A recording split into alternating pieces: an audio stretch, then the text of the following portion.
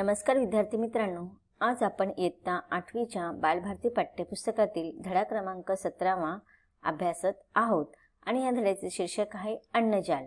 अन्नजाल ही एक कविता आहे आणि या कवितेचा हा सेशन क्रमांक 2 आहे।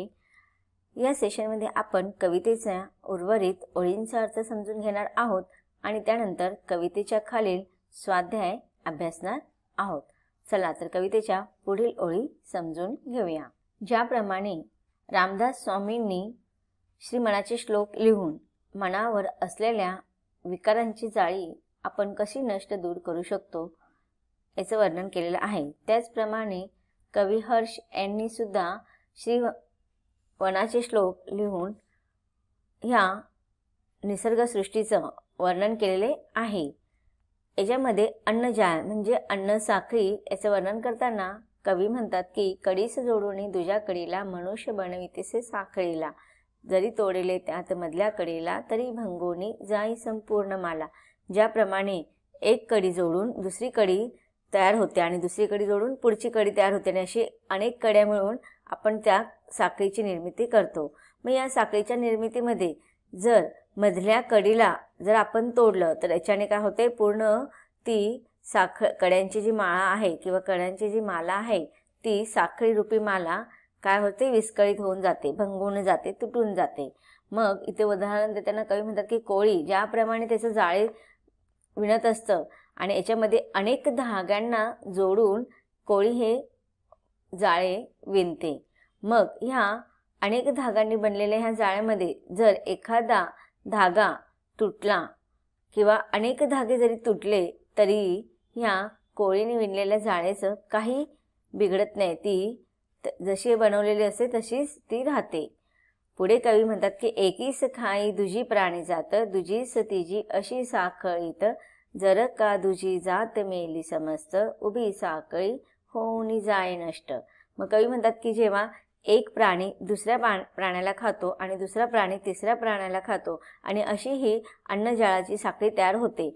पण या साखळीमध्ये जेव्हा दुसरी अन्नाची प्राणीजाताची जर जात नष्ट झाली तर त्यामुळे काय होते की समस्त त्या अन्नसाखळीवरती त्याचा विपरीत परिणाम होतो आणि ही अन्नसाखळी काय होते, नष्ट होऊन जाते।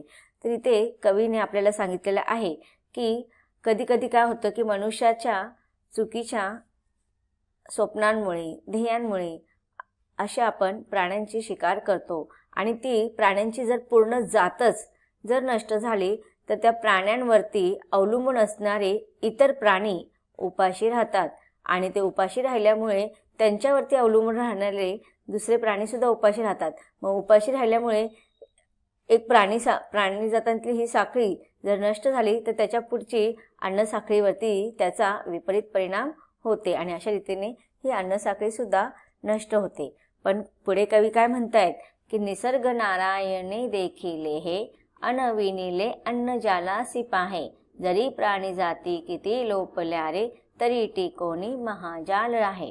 महाजाल म्हणजेच काय की मोठ्या प्रमाणातली ही जीवसृष्टीतली अन्नसाखळी।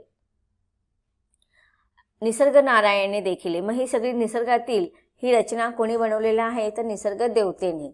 नारायण म्हणजे देवता, ईश्वराला आपण नारायण असे म्हणतो। मग अशा ह्या निसर्गरूपी देवताने हे सगळं पाहिलं आणि अनविनिले अन्नजालासी पाहिले। ह्या निसर्ग सृष्टी बनवण्याच्या आधीच निसर्ग नारायणाने ही सगळी अन्नजालाची किंवा अन्नजाळाची साखळीची रचना करून ठेवलेली आहे। ज्याप्रमाणे कोळी अनेक धागांना बनवून ते जाळं विणतो, तसंच निसर्ग नारायण रूपी देवतेने ईश्वराने सुद्धा या जीवसृष्टीची याच्यामध्ये प्राणीजातांची सजीव निर्जीव दोन्ही प्राणीजातांची काय केलेले अन्नजाळाची ही साखळी विणलेली आहे। जरी प्राणीजाती किती लोपल्या रे तरीही टिकवणी महाजाल राहे। मग अशा ह्या अन्नजाळामध्ये असे अनेक प्राणीजात असतात। आता जर समजा एक प्राणी दुसऱ्या प्राणीवर, दुसरा प्राणी तिसऱ्या प्राणीवर, तिसरा प्राणी चौथ्या प्राणीवर, मग ह्या दुसऱ्या प्राण्यामध्ये अनेक प्रकारचे प्राणी असतात। प्रत्येक साखळीमध्ये अनेक प्रकारचे प्राणी असतात।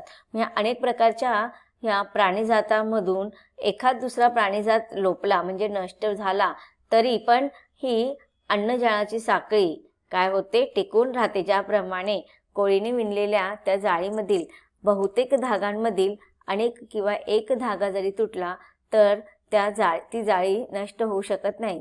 तशीच निसर्गनारायणाने पण आपल्या ह्या सजीव सृष्टीमध्ये, जीवसृष्टीमध्ये, निसर्गाच्या या जीवसृष्टीमध्ये अन्नजाळाची जी साखळी बनवलेली आहे, ह्या साखळीमध्ये पहिल्या, दुसऱ्या, तिसऱ्या टप्प्यामध्ये वेगवेगळ्या प्रकारचे प्राणी एकमेकांवरती अवलंबून असतात. मग अशा ह्या प्रत्येक टप्प्यातील प्राण्यांजातामधील एखादा दुसरा प्राणीजात जर नष्ट झाला तरी त्याचा ह्या संपूर्ण सजीव सृष्टीतील, या जीवसृष्टीतील अन्नसाखळीवरती काही विपरीत परिणाम होत नाही. पण पुढे कवी म्हणतात की तगले असे की महाजाल रेते, तरीही जाना ते क्षीण होते. मारीत जाता बहु प्राणी जाती, तुटोनी संपेल ते जाल पुढते. मग बघा, अशा ह्या निसर्गरूपी देवतेने ह्या निसर्गाची किंवा सजीव सृष्टीची निर्मिती करत असताना ही अन्नसाखळी अत्यंत हेतुपूर्वक, ध्येयपूर्वक बनवलेली आहे.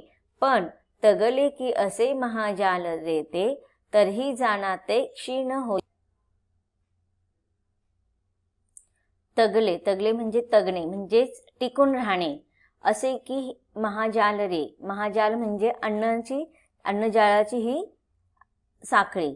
तरीही जाणा म्हणजे जाणून घेणे. क्षीण म्हणजे कमकुवत होणे किंवा नष्ट होणे. तर आता इथे कवी आपल्याला सांगत आहेत की हे मानवा, जरी हे महाजाल अजूनपर्यंत टिकून आहे, पण याच्या पुढे तगले असे की महाजाल तेरे, हे तू जाणून घे. आता जरी ते टिकून असते, आता जरी ते तगलेले आहे म्हणजेच टिकलेले आहे, पण ते अत्यंत क्षीण, कमकुवत होत चाललेले आहे. आणि ह्याच्या पाठीमागे कारण काय आहे, तर ह्याला सजीव सृष्टीतील प्राणीजातातील मानव हा दोषी आहे. कारण की काय केलेलं आहे, मानव वरचेवर जंगलामध्ये जाऊन बहुतेक प्राण्यांची काय करत असतो, शिकार करत असतो. हरिण, ससे, वाघ अशा प्राणीजातांची शिकार वरचेवर करत आहेत. आता याच्या पाठीमागे लोकांचा हेतू अत्यंत वाईटही असणार आहे. कारण की ह्या प्राणीजातांची जी चामडी असते ती अत्यंत मौल्यवान असते आणि त्या कोणत्या उद्देशाने करतात हे त्यांनाच माहिती असेल. पण ह्या स्वतःच्या स्वार्थासाठी मानवाने ही केलेली अमानुष प्राणीजाताची ही शिकार, याचा परिणाम अन्नजाळावरती होत आहे. म्हणून कवी म्हणतात की जरी आता ते टिकून असले तरी पुढच्या भविष्यामध्ये हे अन्नजाळ अत्यंत कमकुवत होत चाललेलं आहे. आणि हे तू जाणून घे मानवा, तू हे नक्कीच जाणून घे. मारीत जाता बहु प्राणी जाती, तुटोनी संपेल ते जाल पुढती. मग आता जर तू असंच तुझ्या ह्या अमानुष वर्तणुकीवरती असंच तू ठाम राहिलास तर त्यामुळे काय होईल, अरे मानवा, मारीत जाता बहु प्राणी जाती, तू अशा अनेक, बहु म्हणजे खूप साऱ्या प्राणी जात तू मारत राहिला तर ही प्राण्यांची पूर्ण जात नष्ट होईल. आणि त्यामुळे काय होईल, तुटोनी संपेल जाल पुढती. मग ही जी काही जाळ आहे, अन्नसाखळीची ही जाळी जी आहे ती काय होणार, पूर्ण नष्ट होईल, संपून जाईल आणि त्याचा विपरीत परिणाम पुढच्या अन्नसाखळीवर होणार. म्हणून कवी इथे मानवाला विनंती करतोय की जीवसृष्टीतील, निसर्गसृष्टीतील ही अन्नसाखळी टिकून राहावी. जर समजा ही अन्नसाखळी, ह्या अन्नसाखळीतील एक साखळी, एका टप्प्यातील प्राणीजात जरी नष्ट झाली तर याचा विपरीत परिणाम दुसऱ्या टप्प्यातील, त्याच्या पुढच्या टप्प्यातील प्राण्यांच्या जातीवरती नक्कीच होत असतो. म्हणून कवी सगळ्यांना विनंती करतो की अरे मानवा, आता तू हे जे काही प्राणीजात मारत आहेस किंवा शिकार करत आहेत, तर हे निसर्ग देवत्यांनी बनवलेल्या ह्या जीवसृष्टीमध्ये तुला बदल करण्याचा काही अधिकार नाहीये. म्हणून जर तुला अन्नसाखळी टिकवून ठेवायची असेल तर ह्या प्राणीजातांची हत्या करणं जरूरच थांबवलं पाहिजे. विद्यार्थी मित्रांनो, ही कविता इथे संपलेली आहे. आता ह्या कवितेच्या खाली आलेला स्वाध्याय आपण अभ्यासून घेऊया. प्रश्न क्रमांक 1, अन्नजालाचे महत्त्व पटवून देण्यासाठी कवीने दिलेली 2 उदाहरणे. पहिलं उदाहरण पाहूया. 1. पहिले उदाहरण साखळीचे. मनुष्य कडीला कडी जोडून साखळी तयार करतो, पण मधली कोणतीही एक कडी जरी तुटली तर कडीची संपूर्ण मालाच भंगून जाते, म्हणजेच साखळी तुटून जाते. दुसरे उदाहरण कोळ्याच्या जाळ्याचे. कोळ्याच्या जाळ्यात एक धाग्याला खूप धागे जोडलेले असतात, पण खूप धाग्यांना अनेक धागे जोडलेले असतात. त्यामुळे काही धागे तुटले तरी जाळे कायम राहते, जाळे तुटत नाही. प्रश्न क्रमांक 2. चुकीचे विधान शोधा. अ. मधली कडी तुटली तरी संपूर्ण साखळी कायम राहते. 2. निसर्ग नारायणाने महाजाल निर्माण केले. 3. कोळी आपले जाळे स्वकष्टाने विणतो. 4. कोणत्याच प्राण्याची माणसाने हत्या करू नये. तर विद्यार्थी मित्रांनो, ह्या प्रश्नाचं उत्तर तुम्ही लिहायचं आहे. व्हिडिओ 2 सेकंदासाठी बंद करायचा आहे. चुकीचं विधान शोधायचं आहे आणि नंतर मला उत्तर सांगायचं आहे. चला तर सांगा पाहू, सगळ्यांचं उत्तर बरोबर आहे का? आपण तपासून पाहूया. मी तुम्हाला उत्तर सांगते. काय आहे? चुकीचं विधान आहे अ मधील क्रमांक 1. मधली कडी तुटली तर संपूर्ण साखळी कायम राहते. बरोबर, अगदी बरोबर. ह्या प्रश्नाचं उत्तर सगळ्यांनी बरोबर लिहिलेलं आहे. आता पुढचा प्रश्न पाहूया. आ. एक अन्नजालातील प्राणीजाती नष्ट झाल्यास ते क्षीण होते. 2. कोळ्याच्या जाळीतील काही भागी तुटले तर काही बिघडत नाही. 3. एक प्राणीजात नष्ट झाली तर अन्न साखळी तुटते. 4. अनेक प्राणीजाती मारल्या तरी अन्नजाल टिकून राहते. ह्या प्रश्नाचं उत्तर पण तुम्ही स्वतः लिहायचं आहे. नंतर आपण पुन्हा चेक करूया. व्हिडिओ 2 सेकंदासाठी तुम्ही पॉज करू शकता. झालं का उत्तर लिहून?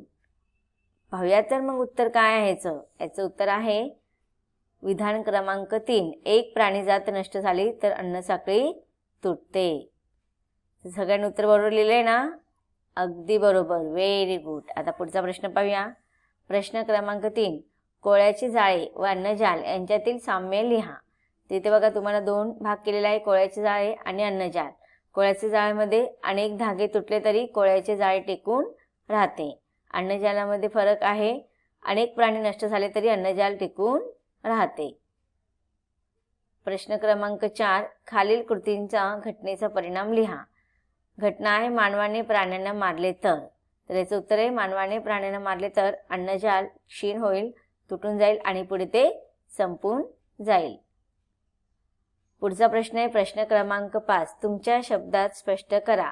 अ. तुम्हाला समजलेली अन्न साखळी तुमच्या शब्दात सोदाहरण स्पष्ट करा. उत्तर.